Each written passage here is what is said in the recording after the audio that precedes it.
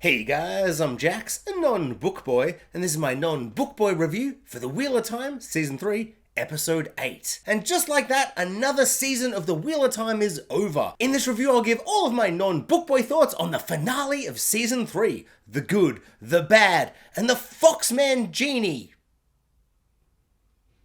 Is that what I saw? Was it a Fox Man Genie? I don't know. But we'll get into it. I don't know what I saw. All I know is I bloody loved it. Have some questions, but I loved it. But before we get to the really fun and, stuff, I do have to, unfortunately, and I hate to do this. I hate to do this because I love to be positive on this channel, mostly. I love to just have a bit of fun and talk about the things I love and try not to focus on the negatives and the disappointments and the underwhelmment that sometimes this show or anything can have. But oh boy, I don't think I've ever been more disappointed than I was in the first 3 to 6 minutes of this episode, of this season, of this show. And it's the show's fault for making me feel like that, because I thought the show had set a precedent for something that they were doing. Presumably nobody is unaware of what I'm about to say, because hopefully everybody had the same kind of disappointment, kind of like, oh. And that, of course, is that at the end of Season 1 and the end of Season 2, the cold open for the finale of these seasons has been a flashback sequence/scene of the Age of Legends, of the OG Dragon and Ishii, and they've just been going like, okay, we're gonna do a big old Age of Legends flashback lore sequence that kind of expands the universe, explains a lot from the past, shows us a glimpse of the past. And as a kind of storytelling device, because I imagine there is a lot of lore and mythology and kind of world building that's kind of tricky. Like, it's really easy not easy, but like you can do it in a book in a certain way, but in a show to just kind of continuously give us this exposition and this lore and mythology, all this stuff from way ago. It makes sense to kind of spoon feed it when it's relevant to the story, when it makes sense to the story, when it's going to kind of enhance what we're going to find out in that episode. And to give us a big cold open scene at the start of the finale of each season that kind of, reinforces and kind of clarifies things that are going to take place in the modern day, in the present day time. Just so exciting, so interesting, so cool. And I've genuinely all season been waiting for it. I was personally really excited to potentially see Luthran and Lanfear before she turned into Lanfear. Like a scene like that maybe, to kind of contextualize and set up where Lanfear's coming from, so that in this episode, which we've seen in the trailer, Lanfear and Rand have their standoff, and maybe she quotes something that we see in that past scene, and all this kind of stuff. I was just so excited! And instead of doing the thing that they've set up, not once, but twice, and I was very excited to see it thrice, but no, oh no, because instead of seeing the scene that we're not going to get in any other moment or context, I don't care about Rhuidean, it doesn't count, that's a separate entity situation, they're very good, and it doesn't count though. You can't say, well, we got Rhuidean this season, we don't get it at the end of Season 3 finale. No, the cold open of every single season should be a flashback to the Age of Legends or something back then to contextualize everything. I'm getting hot and heavy. I love this episode. I was having a great time. But oh boy, did it take a couple of seconds for me to not just shake off the truly utter disappointment I had. Because I just was it started and the previously played and I'm just I literally don't know what we could possibly see. And then it was 10 years earlier, Tar Valon. And my mind, I seem like an idiot, but my mind immediately was onto it. And I'm 10 years? Unacceptable. That is not the type of flashback I'm talking about. We can go a certain period, but I'm thinking at least 2,500 years in the past, minimum. 10 years? I'm sorry, unacceptable. But I was ready to give the show a chance. I'm all about giving people a chance. Sure, that's not what I wanted to see, but what was it going to show me? What kind of new, fresh information was it going to deliver? Oh, it's going to give me a scene that they've already talked about, probably 4 times. And the croaky old red lady that speaks like this is all I'm going to overthrow you, mother. And mother's oh no, maybe she's going to overthrow me. And then we get a big, elongated, extended sequence of like her thinking she's going to overthrow her. And they all do this big long con. It reminded me of Dumbledore at the end of Harry Potter 1, where he's like, Slytherin won the House Cup! And then he waits an unnecessary amount of time to be like, guess what, guys? I'm actually trolling you. Gryffindor win! And it's like, that's unfair. Why did you lead like that? You already knew the points were going to be given. You should have started the ceremony being like, hey, there are a bunch of points late minute. Gryffindor actually won. And just had red up the whole time. Why were the green flags even up? An absolute troll to Slytherin. And I'm not trying to defend the actual Nazi party house that they have in Hogwarts. But those kids are still very young. That might have swayed them, being like, I don't know if I want to be like a Nazi like my dad. And then that happened, and they're like, fuck these guys. Fuck Dumbledore. Maybe I will be a Nazi. I don't know. I'm just speculating. So yeah, they do a whole big thing where they're like, Mother, did you win? You didn't get the votes. Other chick, grandma, croaky lady, did you get the votes? Oh shit, no, Mother got all the votes. And it just goes for like, it felt like 25 minutes. It was probably like 6 minutes max. But it was just like, yeah, we know. I know. I'm watching the show. It added no new context. It added nothing new and fresh to the characters on the moment. It was a baffling decision. Because if you really don't want to show me Lutheran and all the cool, awesome Age of Legends stuff, you don't want to maybe, like, I don't know, give me a scene that, like, is new? I'm starting hot and I'm starting negative and I hate to do it. It just, like, threw me. It truly just threw me. Because I'm like, I don't understand why they've done this. It makes no sense to me. It might be my least favorite scene of the entire show. Like, truly. I was just, like, so baffled because it was just no new information and it wasn't the thing that they've set up and promised from season 1 and season 2 and now season 3. It's just like out the wazoo. It's like, oh, so the finale of season 4 won't be a cold open to the Age of Legends. That's really disappointing. I thought that was such a great kind of, I don't know, just like when a show can do a thing where one specific episode has this little thing that's going to carry over the whole show, and at the end of the series you can look at all 7 or 8 seasons or whatever and look at the cold open each finale and it tells its own little story from the past. I was just so excited by that. And to have it cut so early for such a nothing scene that brought nothing new just truly baffles me. But at least the show is going to do one thing that I absolutely love, and that's to give us the true, full opening sequence, opening titles, and not just do the smash cut, supernatural style. It's going to give us the big song, the 1 minute 20 song to really get you into the finale, get you hyped. Sure, don't do it every episode. Who wants that? I want that very deeply every episode. But hey, let's just do it in the finale. Pretty sure that's what happened in season 2. So I was pretty excited to hear that opening theme. Oh. You're also not going to do that? Okay. Let's play the short theme song. Yay! I am sick of being negative. Let's talk about the most exciting thing that happened this episode. And no, I'm not talking about Rand Atredies making it rain. I am talking about Man Genie. What? Oh my lord. So Matt and co are all running through Tanchico looking for the collar. They're looking for it, being like, we gotta find this stuff before the Leandrin and co find it. And they find, or Matt and Min find this archway, this magical archway of going throughness. And he stumbles through it, even though Min's like, don't go there. And he's like, sorry, what'd you say? Whoa, I've already gone through there. And so he went through there, even though just... listen to Min. She can literally see the future. Maybe listen to what she says, Matt. I'm not saying what Matt did was silly. Matt is a man of the people. He's a man like me. He's a man who picks up chopsticks and goes, shit. God, it's difficult compared to a fork. How do I even eat these noodles? Has anything ever been more realistic than a man trying to eat noodles with chopsticks for the first time? And then someone else is like,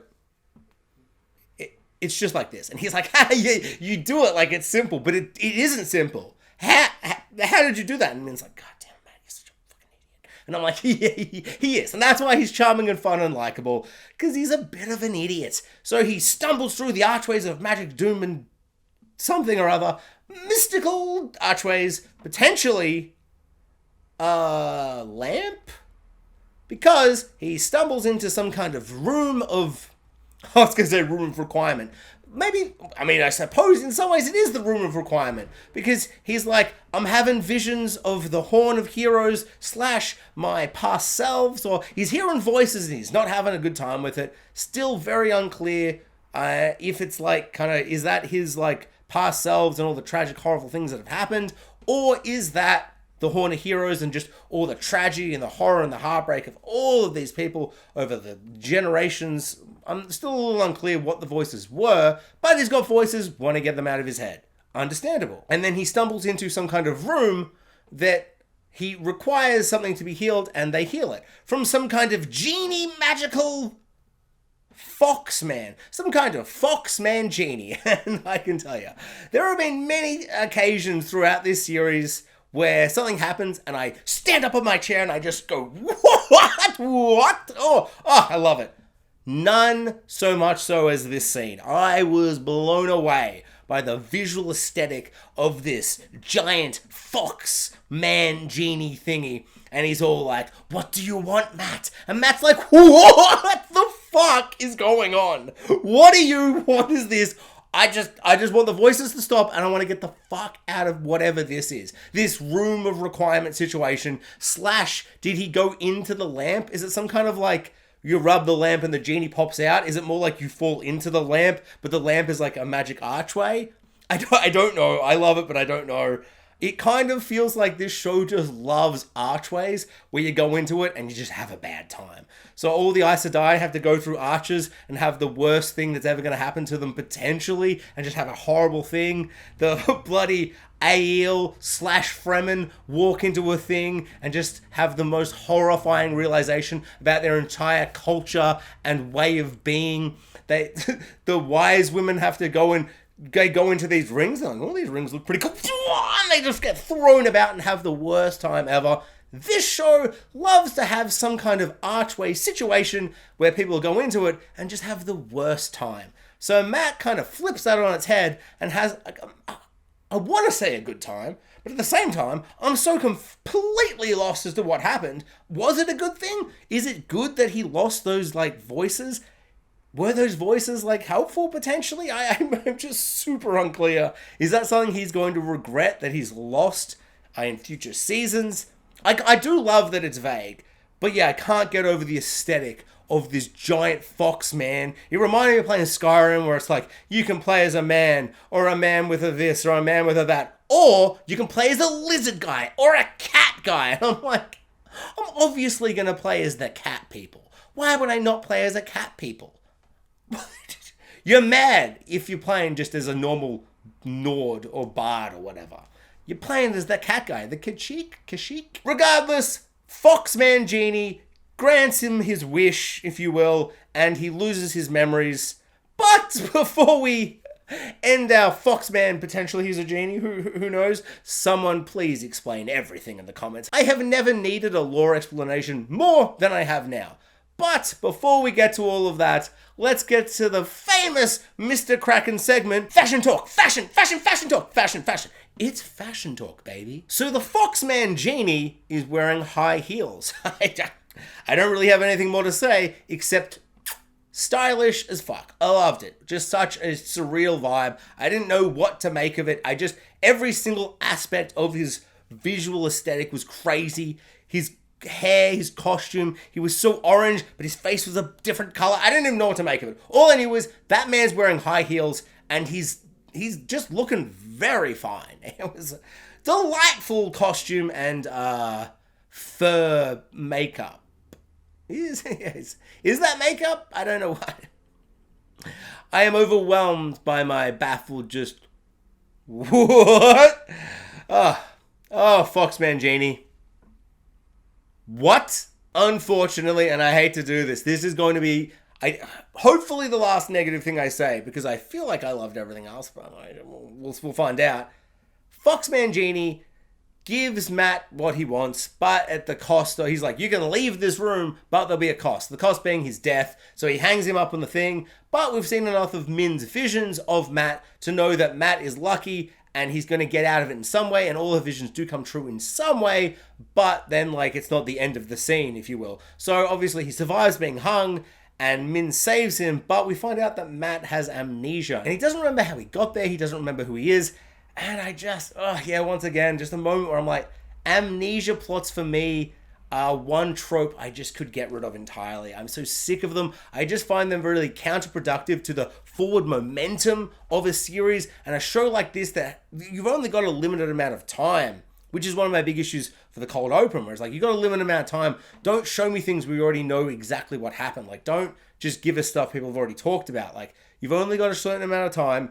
Give us new stuff, new contextualizations to the story and the plot, and forward momentum stuff. And to have a character be like, I don't remember how I got here. I'm like, we're going to have to waste at least probably 1, 2, 3 full scenes of him just being like, I don't know what happened in season 1, 2, and 3. And it's just kind of annoying because it's like, well, I do. I remember what happened, and then they're just going to have to, like, heal his memory in some way. It just feels kind of counterintuitive to the forward momentum that a series like this needs. And it's not just this series, it's every series. Hate amnesia plots. That's a personal bias. That's nothing on the show. I'd love and hope to be proven wrong, as I have been many times, particularly with Matt, his luck of getting the amulet, the gauntlet thing on the arm, I thought was too convenient. Turns out, thanks to brilliant comments, love them all. Please comment below any kind of book lore and knowledge that doesn't spoil future events. Hit me up, tell me I'm wrong and why, and maybe I've misunderstood something, misinterpreted something. Love all of that. So yeah, maybe I don't get it and I don't understand how it's going to, like, forward the plot in a really interesting, fresh, cool way. Yeah, just hate amnesia plots because you're just ahead of the character and it feels unnecessary. I don't know. Just not for me. Okay, so let's stay in Tenchico for a little moment. Elayne hangs out with Thom a bunch this episode. They fight the green magic witch lady that had the most exciting entrance at the start of season 3, where she rocks up and her bloody boy toys die, and she's all like, ooh, I'm loving that. Horrifying, terrifying. Was just so keen to find out more about this character, who she is, what's her deal. Oh, so excited. Feel like she's been a little dogged. Like, she's been a good character, but I feel like I'm wanting that one backstory moment or that one dialogue scene where she has something with Leandrin or somebody else to kind of really flesh her out in a really interesting way. I know she's just like a side character, but her entrance at the start of season 3 was so exciting and horrifying. I was just like, oh my god, who is this lady? Guess we'll never find out, because Elayne grabs the spear she has, the spear of purple lightning of death, and she lightning deaths her, and she kills her, but then she, like, dies and evaporates, but then goes back to the other side. At one point, I thought she'd accidentally brought her back to life, like a minute later, or a minute earlier, sorry, and she was going to be behind her, but then it just appeared, but then disappeared, and I'm kind of just left, like, a little confused. Why did we see her go back to where she was a couple of seconds ago? I don't get it. Honestly, I didn't hate this episode. I didn't hate it at all. I had a lot of fun watching it. There's just a lot of questions. So many more than I feel like usual episode. I don't know if it's just a classic, maybe we needed 10 episodes, maybe we needed 10 more minutes this episode. I don't really know. There were just so many moments where, like, I love that she rocks up and she's like, I've got this spear of doom and magical, and she just goes, purple lightning, and Thom and Elayne are dodging it and stuff. But then when she uses it on the green magic witch lady, yeah, just baffling. I don't really understand what I saw, but she's dead and that's a shame. But something very important, and it's cool. I like that little moment where Elayne looks at Thom, and just that, like, with a show that has a million things to do and 7 seconds of each plot to deal with it, I do love that they at least give those little moments where Elayne just looks at Thom and just kind of like, fuck, I just killed somebody. That's her first kill. That's a moment. That's a thing that you need to spend at least a second on. And I like that they spent the time doing that, but also they spent a little bit of time of Thom being all like, hey, how was your childhood or whatever? I haven't seen you for a bit. And she's like, I love Gabriel. He's my favorite stepdad I've ever had. And he's like, what? No, Gabriel is a Forsaken. just trust me. And she's like, I'm immediately going to trust you. Yes, this man's been in my life for 15 plus years, but you said that's probably not true.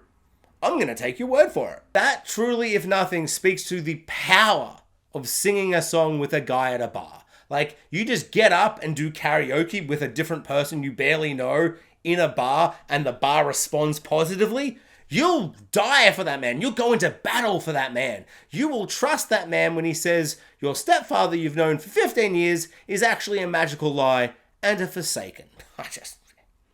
That was the most realistic thing that happened. Because, if you've ever had a karaoke session with a stranger, you're best friends for life. Just like, that's a fact. Also, I have a little theory. A little kind of, shit. I thought I was going to say a different word. But theory. I have a theory. And I know anyone that's listened to my other reviews might go, your theories are always wrong. Remember that time you said the boom boom second in command of the White Tower was the evil Aes Sedai? This episode 100% proved that that was incorrect. So that theory out the wazoo. Remember when I said that if that was wrong, that was a joke and I was doing a funny bit? And actually I was just referencing this other idiot that said that? That. I never believed that. That's why I spent 5 minutes talking about it in that other review. Because clearly that boom boom, the guy, she has the stick and she goes, boom boom, you can come into the White Tower. The second in command chick, clearly not the evil Aes Sedai. But this is my second theory, and this time I'm 100% positive. So positive, in fact, that if I am wrong, I will eat Tom's hat. Tom's black hat that implies he's going to become a villain, or it's a cheeky misdirect that he'll not become a villain and he'll become the hero of the story. He's definitely going to become a villain. His hat is black. That is just storytelling 101. We all know that. So I will buy Tom's black hat and eat it if I am wrong. Theory is, Tom is Elayne's dad. What evidence do I need? The scenes in this episode. Every single time he spoke to her, he had this just classic I'm your dad, but I can't tell you I'm your dad stuff going on. So he's her dad. Love it. Super cool and exciting. Confirmed. If I'm wrong, I will buy, because I don't own that hat, I will buy his hat on eBay and then I'll eat it. If I'm right, you all of you book readers will have to like and subscribe to the video. That's a pact. That's a pact you made by watching this video. Also, I feel like it's going to be a spoiler if I look at like my statistics to see how many likes and subs I get this review this episode. So I think if you've read the books and you know if I'm right or wrong, probably just like and subscribe regardless, because otherwise it's probably going to be a spoiler, because I'll look at the numbers for the likes and the subs and I'll be like, oh, so I was right. Or I'll see it and I go, oh, I was wrong. So just to be safe, we're all going to have to like and subscribe. Otherwise, spoilers. And nobody wants to ruin non-book boy time, do they? You don't want that on your head. So Liandrin and Nyneave face off in Tanchico in a scene that really did surprise me, because I feel like I expected Liandrin to have kind of a moment, not of weakness, but kind of rethinking where she was going, because I thought she kind of liked Nyneave. So they have a battle and she drowns Nyneave to kill her. Really brutal and tragic. I really did think she'd kind of not necessarily rethink where she's coming from and go full anti-hero, like that kind of moment where she goes, oh, actually, no, I've been bad, but I want to be good. But I did think she'd hesitate when she faced up against Nyneave. Instead, she drowns her. And it's super tragic and brutal, but it does make sense because she wants to be the first Forsaken of this new generation. The first new Forsaken, which is a fantastic plot point, fantastic moment for her character. And she kind of full deep dives into being, I want to be a Forsaken, drowns Nyneave, and then Nyneave, finally, so good and exciting, finally embraces the One Power and breaks open the water and parts the seas like Moses. Moses? Let's go with Moses, and if I'm getting the biblical character wrong, let's just pretend I'm saying the right guy. I'm going with Moses. So she uses the One Power and she parts the waves of the water, parts the seas, and escapes. And it's such an awesome moment, such a beautiful, powerful moment. And it did make me think the amount of times this season I've said, hey, this really reminds me of this other thing that just happens in kind of our lore, our mythology of the world and all that stuff. And I'm like, is this a moment where, is Nyneave like some kind of reference, or like has it been lost in the stories of time? Is she Moses? But then she parts the seas, but there's no one there to be like, oh shit, like there's no common folk that are like, oh shit, she parted the seas. It's like some kind of Moses situation. And it's gotten lost in the annals of history and like the Chinese whispers, if you will, boom, boom, boom, telling the story again and again and again, to have it kind of been morphed and like morphed and like kind of lost in kind of conversation over the time. And that's how we got Moses. But like no one saw her like do it. So I don't know, maybe that's just me grasping at straws, but it did feel like a big old Moses moment and I loved it. Super cool, super interesting. It was one of those moments where I was just waiting for her to finally embrace the One Power. And hey, if drowning doesn't do it, nothing will.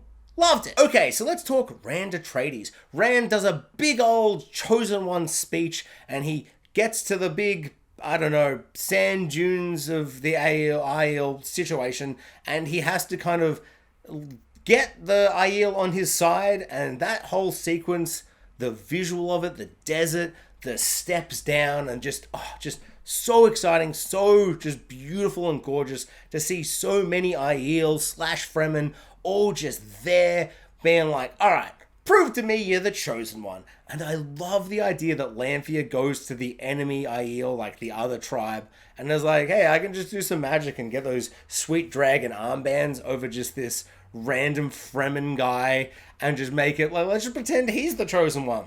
And I love that because it sets up such an interesting scene where Rand has to prove that he is the Chosen One above this random other guy. It isn't just him standing there being like, hey, no one's here to say they're the Chosen One. It's just me. And like, I just like that competition, that kind of contrast, and it forces him to reveal to the Aiel their oath-breaking pasts, their like whole legacy. And it was just such a juicy moment. Loved all of that. The visual of that whole scene was just awe-inspiring and breathtaking. Absolutely loved it. That guy never stood a chance. I do think there was another bit of a, I wish this was 10 episodes, in that at the end of episode 6, he kills that child, and we get a bit of a half scene where he has a bit of PTSD where he's talking to Egwene, and he's like, oh, I feel sad about all of that. But I feel like if we had 10 episodes, we could have spent an episode where we get 1 or 2 or maybe even 3 scenes of him kind of reconciling and kind of coming to terms with what he did, but then having to move forward and become the Chosen One. A little bit disappointing because I feel like there's an in-between episode and a couple of scenes to kind of really separate what we got in episode 6 and what we get in episode 8. But what we got in episode 8 with Rand was spectacular. I love how he's really come into his own as the Chosen One. He's getting his Harry Potter on hard, and I love it. He's got his chest open, his collar up. He's looking like a hero, like a Chosen One, and I absolutely loved it. All of his speeches and his moments in that episode were spectacular, super exciting. Also, there's a moment where he starts channeling, and you're just kind of like, okay, he's channeling and proving he's super powerful. To what end? What's he possibly going to do to convince the Aiel that he is the man? And he makes it rain. Oh, such a beautiful, gorgeous moment. So visually pleasing, just so powerful. The rain starts pouring down and all of them are just like, oh, holy shit, this is crazy. It's raining. And it really made me understand how horrible it must be to live in the desert. Just imagine a man comes in and he's like, I'm the Chosen One. And you're like, prove it. And he's like, make it rain. He does a big rain dance, if you will. And he makes it rain and they all go, fuck yeah, this is awesome. Rain, yes. Because where I'm from, and maybe I'm just very blessed, but when it rains here, I'm like, God, it's raining today. Like, if I've got plans to go out with some mates or whatever, like imagine I've gone to hang out with some mates or I've got a date and it starts raining, I'm just like, do we want to, like, go to the park now? Do we want to have a picnic outside? Should we maybe just Netflix and chill? Like, I don't really want to go outside. Rain usually equals, no, it's a bad day now. The day's ruined. Rain ruins everything. It's all wet and miserable and awful. Whereas in this case, the most magical thing anybody's ever seen. And I just loved it. Super awesome, super exciting, love it. Rand is the man. And it was a moment to behold. I also love that at the end of the scene, everybody bows. Everyone's like, he's the man. And Egwene just stands there and she's like, Rand, maybe stop channeling. Remember, last time you channeled, a girl died. A child died. It was no good. And she's like, stop channeling. And Rand just kind of looks at her and is like, fuck no. Like, he doesn't say that, but his eyes are giving you the most fuck no eyes you've ever seen. Loved it. Awe-inspiring, spectacular. And just to put on my cynical, it's a reference to another thing, that is the end of Dune 2, where Zendaya is like, I don't like this, actually, Paul Atredies. Timmy Shimmy, no. And since Rand is going full Rand Atredies this season, it's funny that his girlfriend / ex-girlfriend, which is essentially Zendaya, she goes full Zendaya and just goes, no, not a fan. I just couldn't help but see the similarities. I would be super curious, is that a proper book moment where everybody kneels but Egwene? It just kind of reminded me of Loyal's bam, hit the wall thing, which was just such a... I love the Loyal. I mean, tragic and horrifying, and he's definitely coming back. Loyal the White, confirmed. But it was such a Gandalf / hold the door moment, and I wonder, is this a moment where he saw the end of Dune 2 and went, I'm still on that. And I'm not accusing anybody of stealing anything. It is more of a Tarantino steal, where it's like, I'm stealing it, but I'm making my own of it. I'm stealing a scene, but I'm making it my own. So it was more of a Tarantino steal, which is the best steal you can do, where it does work for your story, but it is the end of Dune 2. I can't help, I just have to say it, because it is. Another moment with Rand that I absolutely loved, it might even be my favorite scene of the episode. There's so many great scenes, but one scene I really did love was when Rand had a little quiet moment with Moiraine, and he's just like, hey, everybody keeps telling me to go left, go right, everyone's just trying to push me this way and that, but nobody has been here the whole time and has my back. And I just want to say, hey, I didn't respect you, I didn't agree with you, I thought you didn't have my back. Turns out I was wrong. You have my back. It was just such a beautiful moment. It really reminded me of, like, you know, when you're in your teenage years, your parents, your mum or your dad or whatever, or your father figures, your parental figures in any way, whatever you have, they try, as you're a teen, they try and help you. They try and guide you. They try and, like, you know, be there for you. And you just, like, want to push them away. You're just kind of in that part of your life where you just kind of want to find your own way. And certain type of people that have always been there for you, you just kind of push away and you don't even know why. It really felt like that. Like, Rand was a teen for season 1, 2, and most of 3, but now he's finally become a man and he's fully accepted and embraced who he's going to be. The chosen one, the dragon reborn. And he comes to his motherly figure. Hey, you actually had my back throughout my teenage years and I love you for it. And I accept that I was wrong. And I apologize for not understanding where you were coming from, trying to help me. It was just such a beautiful moment because they are two huge characters that have been through such a journey, and for him to have that moment of kind of recontextualizing how he's treated her and understood that he was kind of maybe wrong to kind of keep pushing her because she's had his back this whole time. I just loved it. I loved it so very much.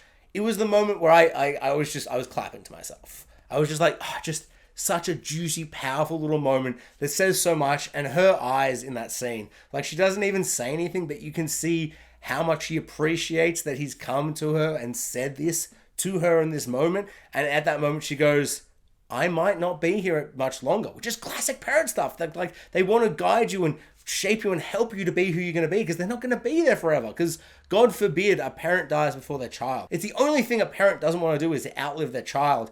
And Moiraine knows that she's potentially going to die fighting Lanfear in the desert. She had so many dreams of the future in which Lanfear slashed her throat in, like, the Ruidian rings. And it was just such a beautiful moment. Speaking of Ruidian rings and them coming to pass potentially, Moiraine and Lanfear have a big fight off, and it's so juicy and awesome and cool. Shooting fireballs, everyone's doing stuff. Lan rocks up, he's like, I've got a sword.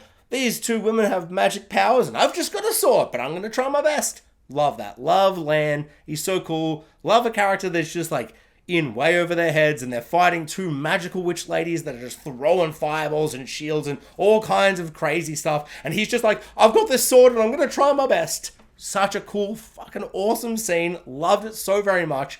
The moment where Lanfear stabs Moiraine, I was like, the whole season, ever since the trailer where they hinted that Moiraine might die to Lanfear and that maybe she can't survive if Rand succeeds, I was like, I don't believe it. I think she'll get out of this. But when she got stabbed, I'm like, shit, I can't believe I was wrong. She's going to get Gandalf the Grey hard.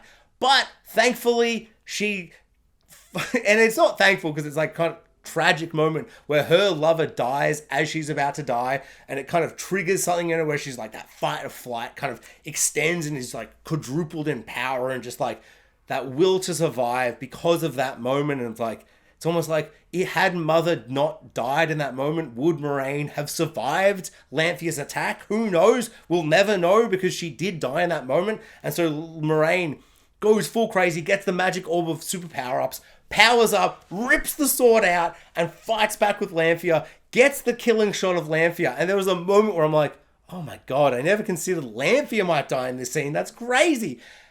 I hope I'm not the only one that like had such a sigh of relief when Lanfear opened up a portal and just kind of scooted out of the scene and Moiraine wasn't able to kill her. Because it might have been very, very exciting, cathartic to have Moiraine win and fully win. But I don't want Lanfear to die. I love Lanfear. If Lanfear had died, I might never get an erection again. Sorry. Potentially too much information? But overall, that fight scene, super exciting. And the moment of Lan, like, holding up Moiraine, she's bleeding out and he's just trying to walk out of the desert. Just super cool, super interesting. Loved all of that. And last but not least, Mother gets killed by croaky old lady at the White Tower. Super tragic, super brutal. Can't believe they beheaded her. Absolutely crazy. I do think that I've changed my boom boom second in command to the Mother being the Black Aja. I have now switched my theory / prediction to being it's the croaky old lady who is going to be revealed to be the Black Aja. I don't really know who else is a main enough character for it to hold any weight, so I think that must be what it is. She gets absolutely killed. Mother croaky old lady, she won. But I did predict that. I did feel like that was the most obvious thing that happened this episode. It just kind of felt like, yeah, well, that's the most interesting thing story-wise. It would be crazy if the Mother won that. So yeah, not surprised by that. Still very tragic and brutal, and it totally works, as I said, for Moiraine's moment. But yeah, really tragic. Episode 6, The Child. Episode 7, Loyal. Episode 8, Mother dies. Killing characters left, right, and center. Completely insane and brutal and horrifying. Kind of love it, just in terms of the stakes are really being raised, but tragic and heartbreaking. Yeah, I'm really excited and interested to see where it's going to go, but it makes sense for the White Tower to try and want to kind of chain and control the dragon, or still the dragon, or whatever you want to do with the dragon. So they're going to become an antagonistic force. They were such a positive kind of thing for so long, knowing her backstory, knowing Mother wanted to help Moiraine. But now that's all gone. It's all out the window. So the White Tower is now an antagonistic force. Love all of that. Super exciting. Overall, a very exciting, extremely entertaining final episode. Sure, there are some massive things that I thought were a little frustrating or underwhelming. Maybe more so than potentially any other episode this season. And I hate to say that because I do love this show. But there were moments throughout this episode, as I said many, many times, that did leave me a little bit like underwhelmed and disappointed. But overall, a fantastic episode. And more importantly, because this is the finale, a fantastic season. Loved it so very much. Such a cool season. Really, the worst part about this episode is that it is the last episode. I am so disappointed that I won't get to talk about and experience and talk about and just think about and experience more Wheel of Time next week. Super, super tragic. I'll probably do a season 4 predictions review or episode or whatever. And the only thing more exciting than the fact that Wheel of Time is over and it was such a good episode is I would love to hear, what did you think about this episode of Wheel of Time? Your goods, your bads, and most importantly, someone please explain to me, what was up with the Fox Man Genie? I need to know.